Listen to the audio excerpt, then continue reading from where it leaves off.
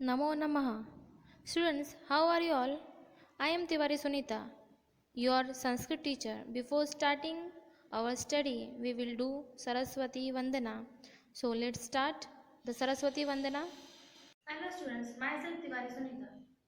I am going to teach you the first chapter and that is Vandana, the prayer of Goddess Saraswati. You are going to start your study. So let's begin our study with the prayer of Goddess Saraswati. Okay, the prayer is Saraswati Vandana and that is written by Dr. Hari Ram and the publishing year of the prayer is 1966. Right?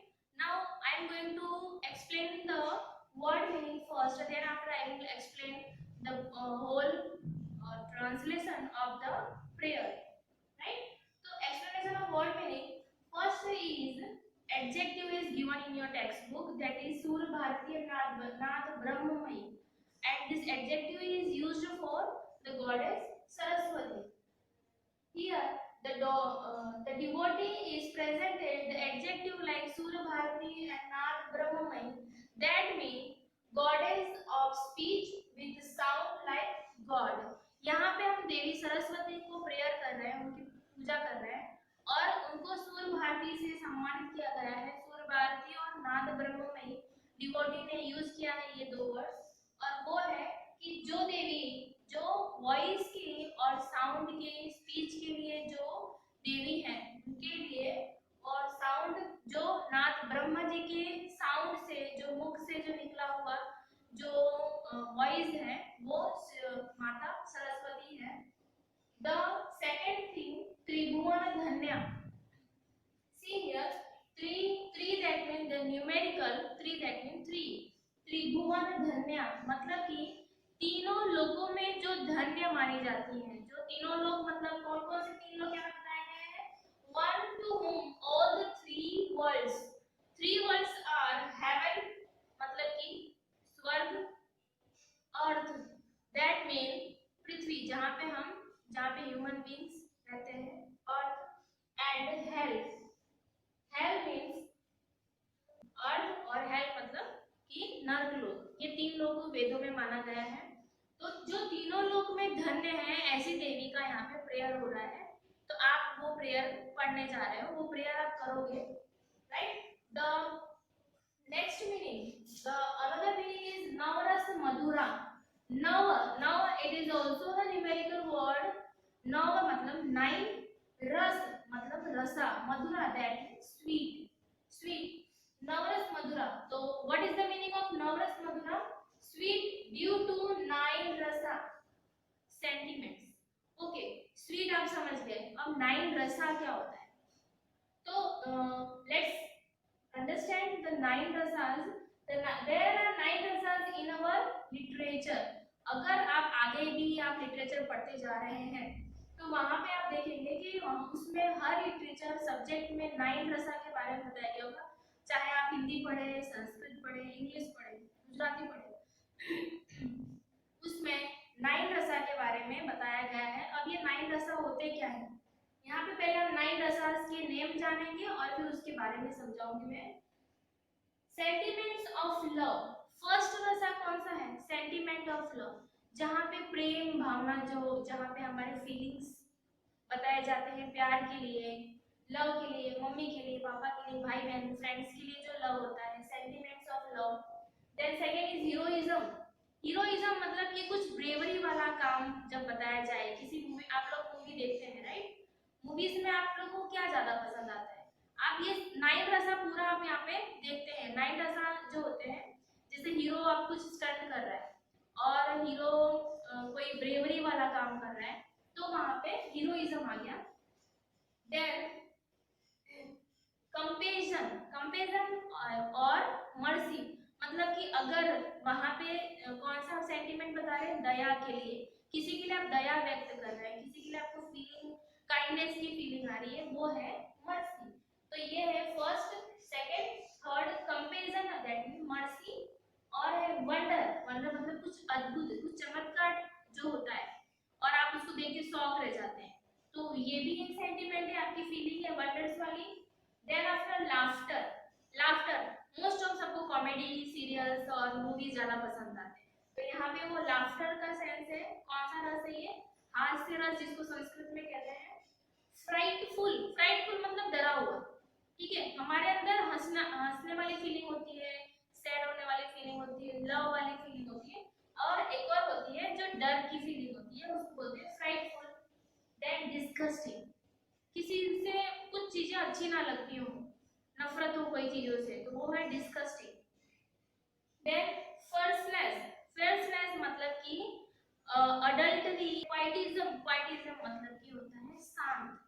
कहीं कहीं पे borers भी बहुत ज्यादा जरूरी होता है, हमें शांत रहने का, नेचर में शांत शांत होना चाहिए, लेकिन ये सारे रसास आप हमेशा लिटरेचर में पढ़ोगे, राइट। तो यहाँ पे नवरस मधुरा क्यों बताया गया है? माँ सरस्वती के लिए बताया गया है कि these nine rasas are presenting in the Saraswati sound. वो विद्या की देवी है, द गॉडेस ऑफ लर्निंग। तो गॉडेस ऑफ लर्निंग में सूर्य की देवी भी कहा गया है, सूर्य भारती देवी, सूर्य की देवी, आवाज की देवी। म्यूजिक में भी सरस्वती माँ की पूजा की जाती है। स्कूल में भी अगर हम नॉलेज को प्राप्त करना चाहते हैं तो पहले हमें ये बताया जाता है कि हमें उसकी ताकत मिले, इसके लिए हम prayer Lord Saraswati, goddess Saraswati की करते हैं, राइट। तो यहाँ पे ये नाइन रसा आपको याद रखना है। नवरस मधुरा मतलब कि जो sweet due to the nine rasas है, उसके लिए बताया गया है। गॉडेस सरस्वती जो हमें विद्या प्रदान करती है, उनके लिए हम आज अपने नेक्स्ट पीपीटी में पढ़ेंगे। The first stanza is जय जय हे भगवती सूर भारती तव चरणों प्रणमामः नाद ब्रह्ममयी जय वागीश्वरी शरणं ते गच्छामः.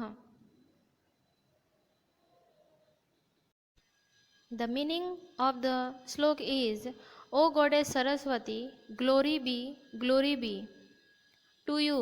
We are bowing down at your feet, O Goddess of speech with a voice like God's. Glory be. We are going under your protection.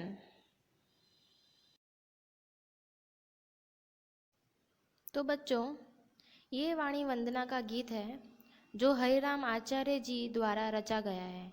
इसके कवि कौन है? हरिराम आचार्य, जो बसंत बहार राग से गाया गया है। कवि की सबसे पहली रचना है, और जब इसकी रचना हुई थी तो इसे टेलीविज़न पे और दूसरे ब्रॉडकास्ट पे दिखाया गया था। तो अब देखिए इसका हिंदी ट्रांसलेशन। हे भगवती, हे सूर भारती, हे ब्रह्ममयी देवी, हम तेरे चरणों में प्रणाम करते हैं। ब्रह्मा की आवाज़ हो आप, और हम शरण में आते हैं। आपकी जय हो, आपकी जय हो। Here is second stanza. त्वमसि शरण्या त्रिभुवन धन्या सुरमुनि वंदित चरणा नवरस मधुरा कविता मुखरा स्मित रुचि रुचिरा भरणा. That means, O Goddess Saraswati, you give refuge to all. You are praiseworthy in all the three worlds, one at whom feet gods and saints bow down, sweet due to the nine rasas, sentiments, one who has lots of words like discursive poem and wearing ornaments that shine brightly due to the brilliance of your smile. अब इसको हिंदी में समझें। हे देवी, आप हमें शरण देने वाली, तीनों लोकों में धन्य हो। देवताओं और मुनि के द्वारा वंदना की जाती हैं और सुंदर ऑर्नामेंट्स को धारण किए हुए हैं।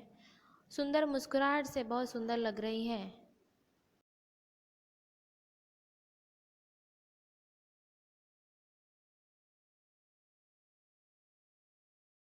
The next stanza is आसीना भव मानस हंसे कुंद तुहिन शशि धवले हर जड़ताम कुरु बुद्धि विकासम स्मित पंकज तनु विमले. The English meaning is, O Goddess, who is fair like the mogra flower, snow and the moon, be seated on my swan-like mind. O Goddess, with the body like a pure white lotus, you take away my lethargy, that means ignorance, and develop my intelligence. Very beautiful explanation by the poet is here. And that is, हे देवी आप मोगरा फूल की तरह, snow के जैसे मतलब बर्फ, और मून मतलब चंद्र की तरह सफ़ेद हैं, जो देवी हमारे मानस हंस पर विराजमान हैं, उन्हें हम प्रणाम करते हैं, जिसका शरीर शुद्ध सफ़ेद रंग के कमल के समान है। हे देवी आप हमारे मूर्खता को हर के हमारे बुद्धि का विकास करें। Now learn the last stanza. ललित कलामयी ज्ञान विभामयी वीणा पुस्तक धारिणी मतिरास्तां नाम्नो तव पद कमले अहि कुंठा विषहारिणी। That means, O goddess, with attractive skills, with the brilliance of knowledge, holding a veena and a book, remover of the poison of mental silliness, may our intelligence rest at your lotus like feet. That means, हे देवी सुंदर कलामयी प्रकाशमयी वीणा और पुस्तक को धारण करने वाली और हमारे मस्तिष्क में विराजमान होके उसके जहर को पॉइजन को निकाल के और इंटेलिजेंस को विराजमान करने वाली देवी आप हमारे पे कृपा बनाए रखें।